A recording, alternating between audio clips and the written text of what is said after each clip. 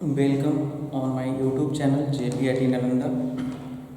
जैसा कि first lecture में हम लोग पढ़े थे स्टील क्या होता है and introduction about of design of steel structure, क्या इसमें पढ़ना है, कैसे पढ़ना है, उन सभी चीज़ों के बारे में हमने इंट्रोडक्शन लिया था और स्टील के बारे में बताए थे स्टील क्या होता है।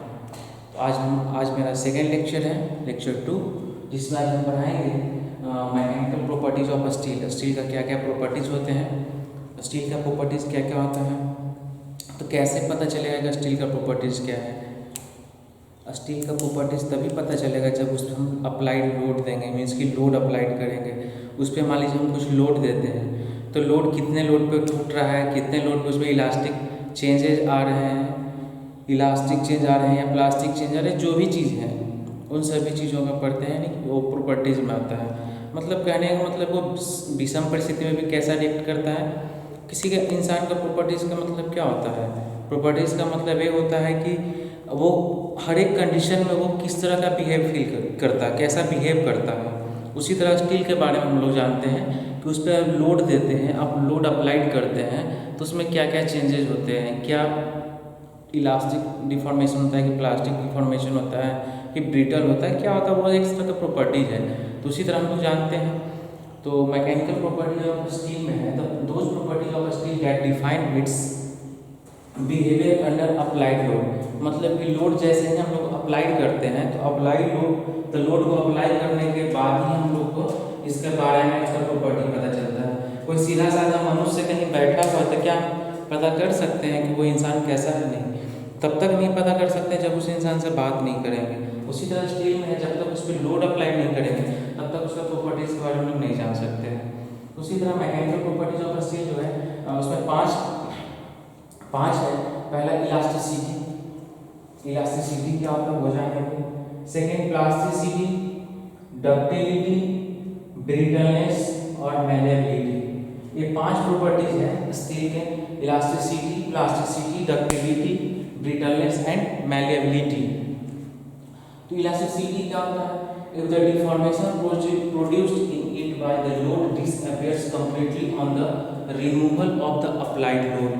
मतलब कहने का मतलब हो गया किसी मेटल का, किसी स्टील का कोई सेक्शन है या फिर किसी भी मेटल का कोई सेक्शन है, उस सेक्शन पे अगर हम लोग लोड देते हैं, सपोज करिए स्टील है या फिर कोई मेटल है, इसमें हम लोग क्या कर रहे हैं, लोड देते हैं। लोड मतलब सपोज करिए कि इसको हम लोग ऐसे ऐसे करके लोड इस पर देते हैं या फिर ऐसे ऐसे खींच रहे हैं, सपोज मतलब कुछ भी लोड है, कंप्रेसिव टेंसाइल कुछ भी लोड है, ऐसे इसको क्या कर रहे हैं, खींच रहे हैं। तो अभी जो हमारा लोड इस पर जो हम अप्लाई कर रहे हैं उस लोड को इस पर दे रहे हैं, तो जितना इसके सहने की क्षमता है उससे अगर कम लोड दे रहे हैं तो ये आगे नहीं बढ़ेगा। अगर इससे अगर ज़्यादा लोड देते हैं तो हो सके अगर ये मटेरियल टूटने वाला होगा तो टूट सकता है। लेकिन कभी कभी ऐसा होगा कोई प्लास्टिक का चीज़ है, प्लास्टिक है, उसको हम लोग जैसे सपोज करें कि ये लोड यहाँ पे ये है ना, इसको लोड देते हैं तो क्या हुआ, चेंजेज आ रहे हैं कि नहीं, जैसे लेकिन लोड हटा रहे हैं तो क्या फिर से वो अपने शेप में आ रहा है, जैसे देखिए है ना, इसको क्या लोड दे रहे हैं तो क्या चेंजेज आ रहा है कि नहीं आ रहा है। बट जैसे ही लोड हम लोग हटा लेते हैं तो क्या फिर से अपने शेप में आ रहा है। तो वो तो इस तरह का नेचर जो होगा हमारा इलास्टिसिटी कहलाता है। If the deformation produced in it by the load disappears completely on the removal of the applied load। मतलब कि जो लोड हमने दिया है उस लोड को जैसे ही हम हटा लेते हैं तो फिर से वो अपने शेप में आ जाता है, तो उस तरह के नेचर को हम लोग क्या कहेंगे, इलास्टिसिटी कहेंगे। बट लेकिन आता है प्लास्टिसिटी। प्लास्टिसिटी जो इसका जस्ट अपोजिट है।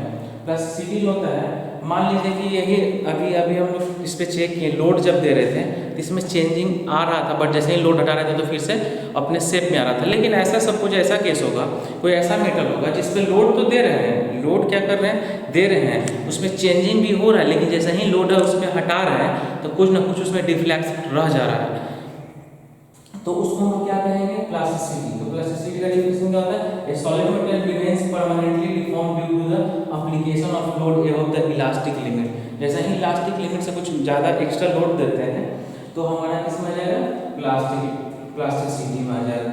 जैसे कहना मतलब अभी जो अभी एग्जांपल दिए कि इस पे जो लोड दे रहे हैं, इस पे जो लोड दे रहे हैं तो तो क्या हुआ, अभी तो सर्टेन लोड है, सपोज देखिए अभी कुछ लिमिट लोड दे रहे हैं, इसको हटा रहे हैं तो फिर से अपने शेप में आ रहा है। लेकिन अगर ज़्यादा लोड देता है, सपोज इतना यहाँ तक इलास्टिक लिमिट से ज़्यादा लोड देते हैं, देखिए अपने शेप से बाहर हो गया कि नहीं हो गया, जो इसका ओरिजिनल शेप था उससे काफ़ी दूर हो गया। तो वही हुआ प्लास्टिसिटी। अब आते हैं डक्टिलिटी में। तो डक्टिलिटी जो होता है, materials have to undergo significant plastic deformation before rupture और ब्रेकिंग। कभी घर पे लोहे, कभी क्या बोलते हैं उसको, जो लोहे का जो काम करता है, ब्लैक स्मिथी बोलते हैं ना उसको।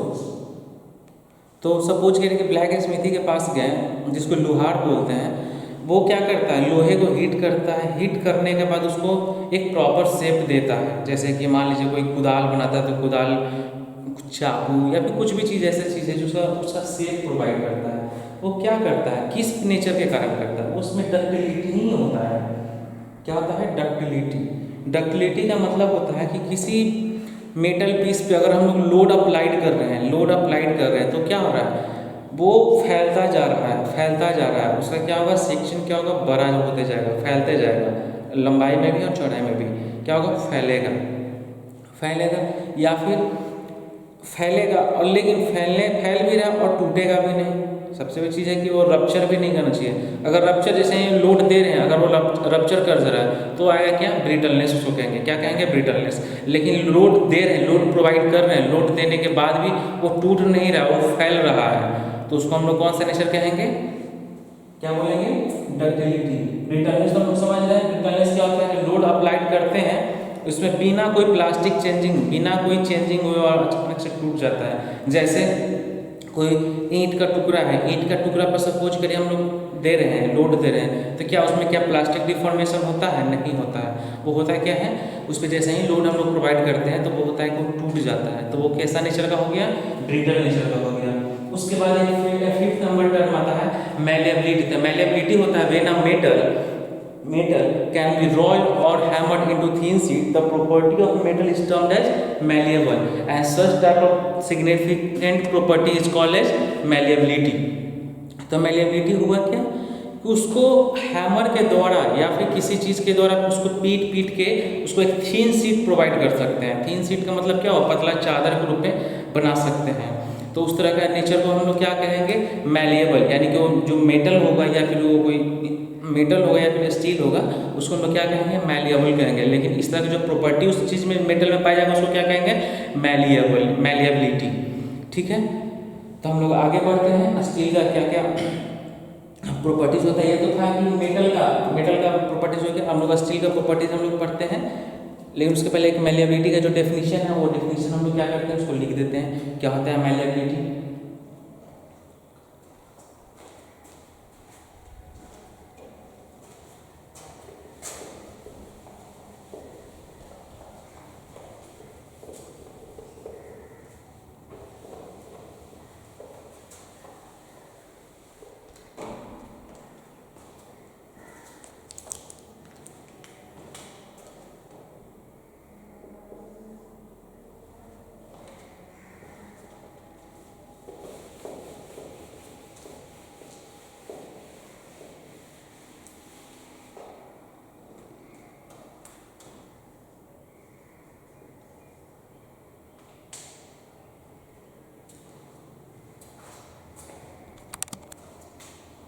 फिफ्थ नंबर है मैलिएबिलिटी।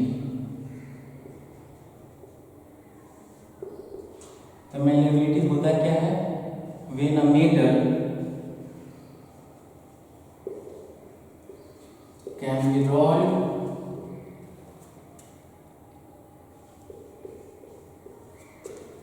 और hammered into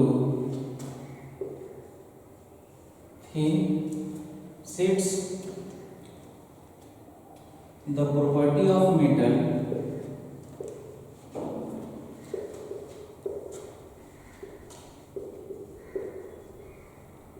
is termed as malleable, and the significant property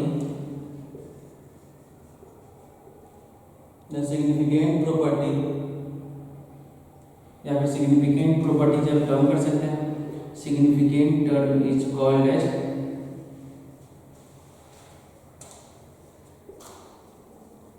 malleability.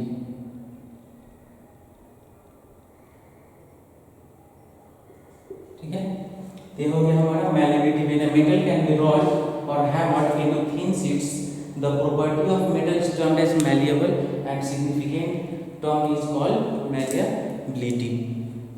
ठीक है, तो ductility, brittleness, malleability, elasticity, plasticity जो भी अभी हम लोग पढ़े वो आप लोग पहले भी पढ़ चुके होंगे। स्ट्रेंथ ऑफ मटेरियल, मॉस या सॉम जो भी कहिए, उस पेपर में आप लोगों ने पढ़ चुका होगा, इसलिए आप लोग को अच्छे से समझ में आएगा क्या होता है डक्टिलिटी, प्लास्टिसिटी, मैलिएबिलिटी, ब्रिटलनेस वगैरह। ठीक है, तो हम लोग प्रॉपर्टीज ऑफ स्टील के बारे में देखते हैं। इसमें क्या क्या होता है। फर्स्ट है यूनिट मास ऑफ स्टील। तो पूछता है स्टील का जो यूनिट मास होता है वो कितना होता है। स्टील का यूनिट मास कितना होता है 7850 kg पर मीटर क्यूब, यानी कि 1 मीटर क्यूब का अगर कोई स्टील का टुकड़ा होगा, एक इसका मतलब बता रहा है आपको कि 1 मीटर क्यूब का 1 मीटर क्यूब का मतलब क्या होगा 1 मीटर लंबा, 1 मीटर चौड़ा और 1 मीटर ऊंचाई वाले जो बॉक्स होगा स्टील का, मीन्स कि वो स्टील का बॉक्स नहीं, स्टील का सॉलिड सेक्शन होगा, तो उसका वेट कितना होगा 7850 kg पर मीटर क्यूब। ठीक है, इसको याद रखिएगा, या इसको किलोमीटर के टर्म में हम लोग बोल सकते हैं 78.5 किलो न्यूटन पर मीटर क्यूब। ठीक है, उसके बाद है modulus of elasticity. Modulus of elasticity के बारे में आप लोग मॉस में पढ़े होंगे। क्या होता है modulus of elasticity? Stress by strain होता है।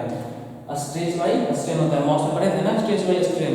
तो स्टील का जो वैल्यू होता है E का वो होता है 2.0 × 10⁵ न्यूटन पर mm²। और इसका एमपीएम इसी को सेम न्यूटन पर mm² में ही हम लोग क्या बोलते हैं एमपीए, मतलब मेगा पास्कल। ठीक है, कंफ्यूज नहीं होना है कि एमपीए क्या है। एमपीए मतलब मेगा पास्कल होता है। मॉडुलस ऑफ इलास्टिसिटी कितना हुआ 2.0 × 10⁵ न्यूटन पर mm²। अच्छा, एक चीज और मैंने छोड़ रहा है, ये जो आईएस कोड यहाँ पे लिखा है, इस पर आईएस कोड तक, आईएस कोड तक कौन सा कोडिंग में लिखा हुआ है 2.2.4.1। मतलब कि आपके पास जो आईएस कोड होगा, जो हमने पीडीएफ में आपको भेजा है या फिर आप डाउनलोड भी कर सकते हैं, उसमें ये जो कोडिंग है, इतना नंबर का कोडिंग होगा, वहाँ पे ये चीज लिखा हुआ है। आप अगर याद भी नहीं करते हैं तो वहाँ से आप देख सकते हैं कि कहाँ पे लिखा हुआ है। तो आप ये कोडिंग निकाल लीजिएगा 2.2.4.1। उसके बाद Poisson ratio mu, Poisson ratio किसे डिनोट करते हैं म्यू, जिसका वैल्यू कितना होता है 0.3। पॉइजन रेशियो क्या होता है, कोई बता सकता है पॉइजन रेशियो क्या होता है? Lateral strain bye linear strain. मतलब लैटरल स्ट्रेन बाय, ये हो गया पॉइसन रेशियो, जिसको म्यू से हम लोग लिखते हैं, किससे लिखते हैं, होता है lateral strain divide by linear strain. ठीक है, ये होता है म्यू, जिसका वैल्यू कितना है 0.3। याद रखिए इस बात को। उसके बाद है मॉडुलस ऑफ रिजिडिटी जी, जिसको हम लोग 3 तरीके से लिख सकते हैं। मॉडुलस ऑफ रिजिडिटी होता है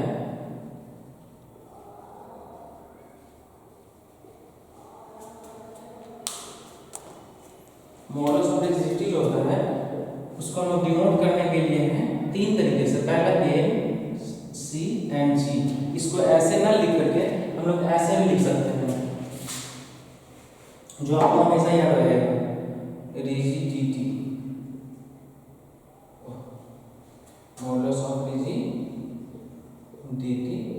सी एन जी याद रखिएगा। सी एन जी गैस का नाम सुने ना, C N G compressed natural gas, तो सी एन जी नहीं है, सी से भी डिनोट करते हैं, एन से भी डिनोट करते हैं और जी से भी डिनोट करते हैं मॉडुलस ऑफ रिजिडिटी को। जब बुक आप बहुत सारे बुक चेंजेस करिएगा, उसमें कहीं सी मिलेगा, कहीं एन मिलेगा, कहीं जी मिलेगा, कंफ्यूज नहीं होना है। वो सी एन जी तीन तरह से डिनोट कर सकते हैं, जिसका होता है shear stress by shear strain, shear stress by shear strain, ये होता है मॉडुलस ऑफ रिजिडिटी। तो modulus of rigidity stress by shear strain, इसका वैल्यू क्या होता है 0.769 into 10 to the power 5, 0.769 into 10 to the power 5 newton पर mm स्क्वायर। उसी को हम लोग एमपीए में बोल लें, सेम वही चीज रहेगा लेकिन एमपीए में यानी मेगा पास्कल हो गया।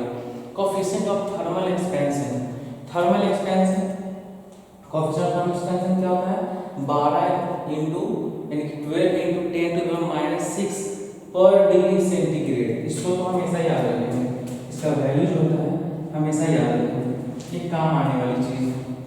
हम बताएंगे इसका इंटीग्रेशन थोड़ा सा बताएंगे।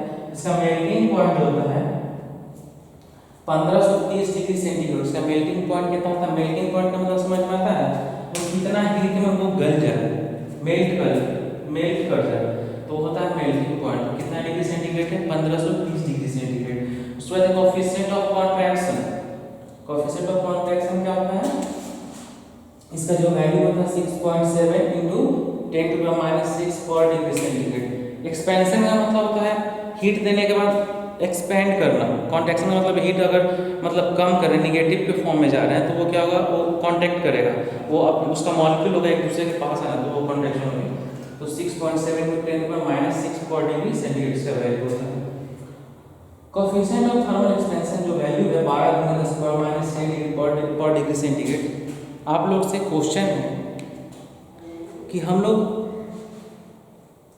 कंक्रीट स्ट्रक्चर में हम लोग स्टील ही क्यों यूज करते हैं, कंक्रीट स्ट्रक्चर में हम लोग स्टील ही क्यों यूज करते हैं, एल्युमिनियम क्यों नहीं यूज करते हैं, कोई और तरह का मटेरियल क्यों नहीं यूज करते हैं। इसका जो आंसर होगा आप हमें कमेंट में कर सकते हैं, आप बता सकते हैं क्यों नहीं करते हैं, ठीक है, और स्टील ही क्यों यूज करते हैं, ठीक है। तो हम लोग आगे बढ़ते हैं, हम लोग देखते हैं stress strain curve of mild steel. Mild steel का स्ट्रेस और स्ट्रेन का जो कर्व होता है वो कैसे बनता है उसके बारे में पढ़ेंगे, और कैसे इस कर्व को बनाते हैं वो भी पढ़ेंगे। इस कर्व को बनाने के लिए सबसे पहले तो कहीं ना कहीं टेस्ट करेंगे। टेस्ट कैसे करेंगे, तो टेस्ट के लिए एक यूटीएम मशीन होता है जिसका नाम है यूटीएम मशीन, जिसको शॉर्ट में हम बोले, इसका फुल नेम है यूनिवर्सल टेस्टिंग मशीन, जो कि बिल्कुल हाइड्रोलिक सिस्टम पे बेस्ड है। वो उसमें क्या करते हैं, उसमें स्पेसिमेन यूज करते हैं। स्पेसिमेन किसका स्पेसिमेन जिस मटेरियल का हम लोग स्ट्रेस स्ट्रेन कर्व निकालेंगे, जिस मेटल का निकालेंगे स्ट्रेस स्ट्रेन कर्व, उस मटेरियल को उसमें प्लेस करेंगे। लेकिन अभी हम लोग पढ़ क्या रहे हैं माइल्ड स्टील, तो हम लोग माइल्ड स्टील यूज करेंगे। तो स्पेसिमेन के बारे में देख लेते हैं। स्पेसिमेन होता क्या है, स्पेसिमेन होता है जो सबसे पहले तो सिलिंड्रिकल रॉड रहेगा,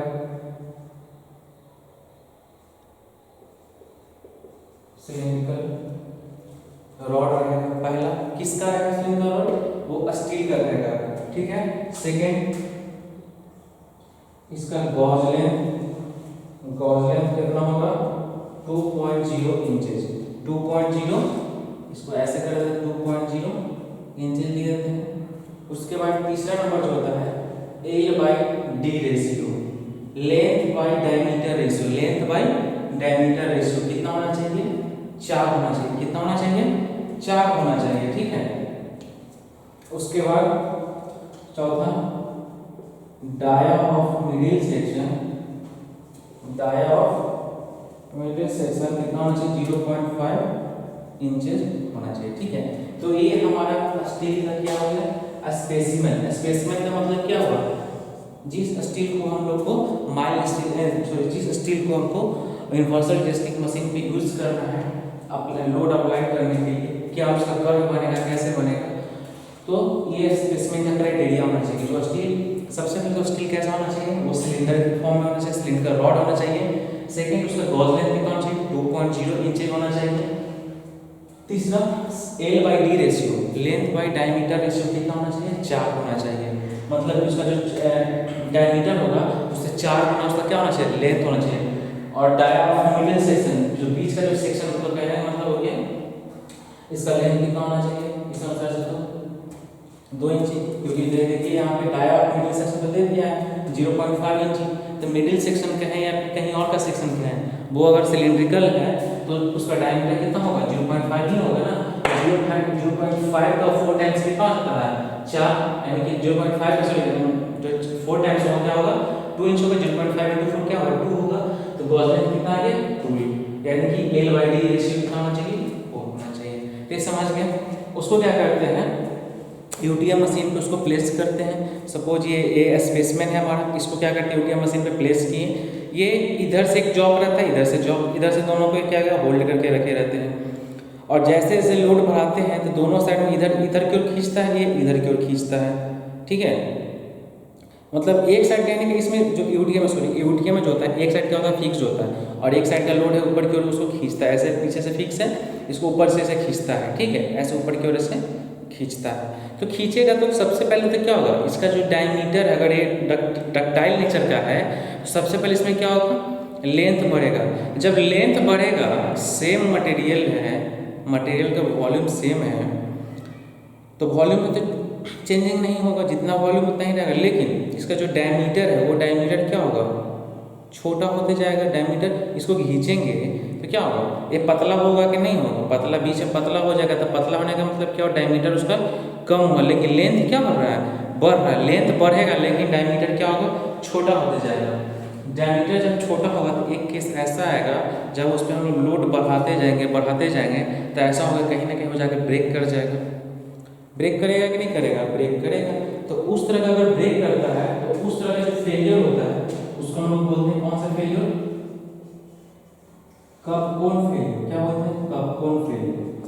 अब जो कप कोन फेलियर होता है तो कुछ मान लीजिए ऊपर से कप है तो ऊपर से नुकीला टाइप का, जैसे देखिए ये नुकीला टाइप का है, ऐसे ध्यान से देखिए, एक मान लीजिए कि एक कप टाइप का ऐसे कप रहेगा और एक साइड में खाली और एक साइड में ऐसे करके वो टूटता है, ठीक है।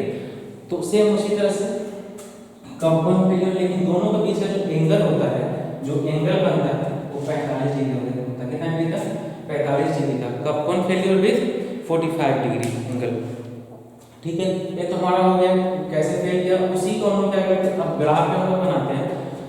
तो ग्राफ में जब बनाते हैं तो एक साइड में स्ट्रेस रहता है, एक साइड में क्या रहता है स्ट्रेन रहता है, ठीक है। तो जैसे जैसे हम लोग स्ट्रेस क्या होता है internal resisting force per unit area is called the stress. मतलब कि जैसे जैसे लोड किसी स्पेसिमेन पे बढ़ा रहे हैं तो उससे क्या होगा स्ट्रेस हम लोग कैलकुलेट करते जाएंगे। तो मान लीजिए सबसे पहले यहाँ पे पॉइंट हम लोग देखते हैं, एक पॉइंट लिखें A B C D E F G, 7 point यहाँ यूज किए हैं A B C D E F G, ठीक है 7 पॉइंट। सबसे पहले ए जो है ए को कौन सा पॉइंट बोलते हैं, इसको हम थोड़ा सा इरेज करते हैं यहाँ पे।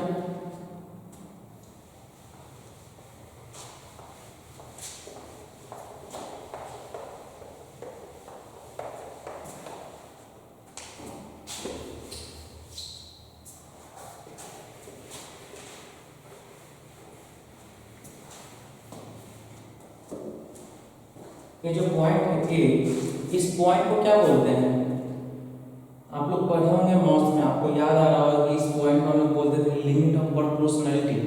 क्यों बोलते थे लिमिट ऑफ प्रोपोर्शनैलिटी?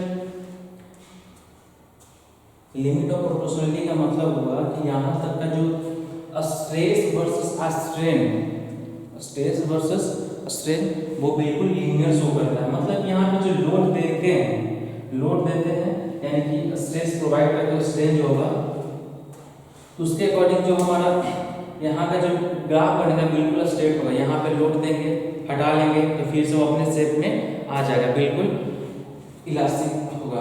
इस पॉइंट हो गया लिमिट ऑफ प्रोपोर्शनैलिटी, ये लीनियर होता है। यहाँ का जो एंगल होता है इस ये जो पॉइंट ये जो है ना ग्राफ के बीच में, तो ये जो एंगल होता है 89.99 डिग्री होता है, लगभग 90 डिग्री। लेकिन 90 डिग्री अगर 89.99 बनाते हैं तो लगभग उस साइड पे कुछ इस तरह रहेगा। तो क्या वो ग्राफ कभी हमको दिखेगा नहीं दिखेगा। तो उस ग्राफ को हम लोग विजुलाइज करने के लिए हम लोग थोड़ा सा इस लाइन से क्या करते हैं थोड़ा दूरी बना करके इसको ड्रॉ करते हैं ताकि हमको अच्छे से विजुलाइज हो कर पॉइंट। अगर इसी में सट जाए तो क्या पता चलेगा 89.99 डिग्री? नहीं, बिल्कुल नहीं पता चलेगा क्योंकि वो एग्जैक्ट वो 89.9 हो जाएगा या फिर 98, बात तो वही होती है। इसीलिए इसको थोड़ा क्या करते हैं, थोड़ा सा टिल्ट करके हम लोग दिखाते हैं ऐसे कर्व डायग्राम में। ये हमारा हो गया इलास्टिक सॉरी प्रोपोर्शनलिटी पॉइंट, ये हो गया प्रोपोर्शनल पॉइंट, या तो इसको बोल सकते हैं limit of proportionality.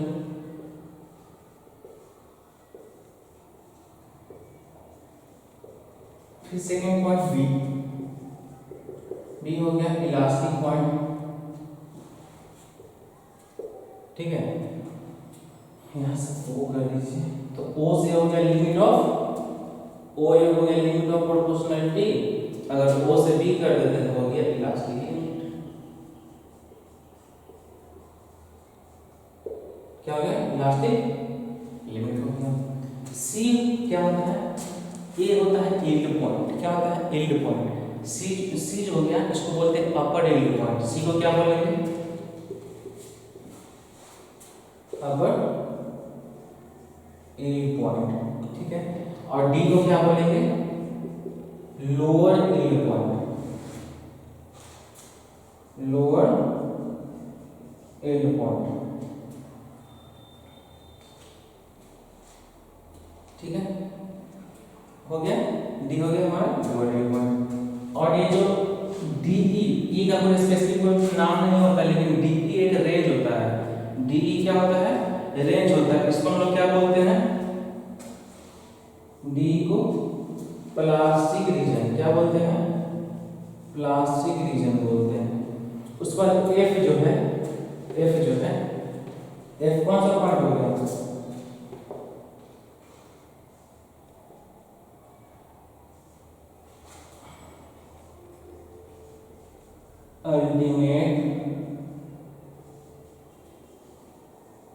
Ultimate stress point कह सकते हैं, फिर अल्टीमेट पॉइंट कह सकते हैं, ठीक है। और जी जो हो गया हमारा फ्रैक्चर पॉइंट हो गया,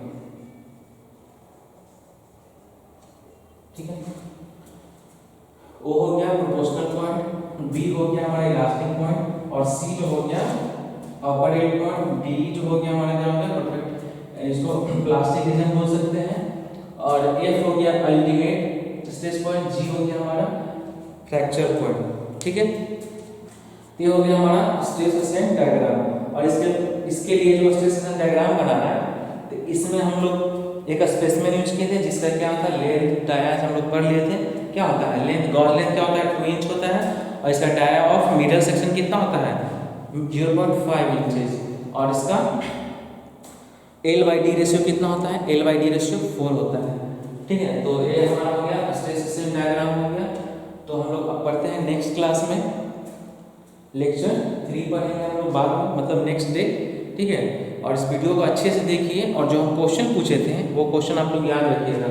उस क्वेश्चन को हमको आंसर दीजिएगा बाय व्हाट्सएप या बाय कमेंट, कि स्टील को ही हम लोग कंक्रीट सेक्शन में क्यों यूज़ करते हैं, कोई और मटेरियल क्यों नहीं यूज़ करते हैं। तो इसका आंसर हमें कल आप लोग या फिर आज वीडियो कल जब भी देखें उसका आंसर हमें मिल जाना चाहिए। देखते हैं आप लोग का क्या थॉट, ठीक है। Thank you, bye bye.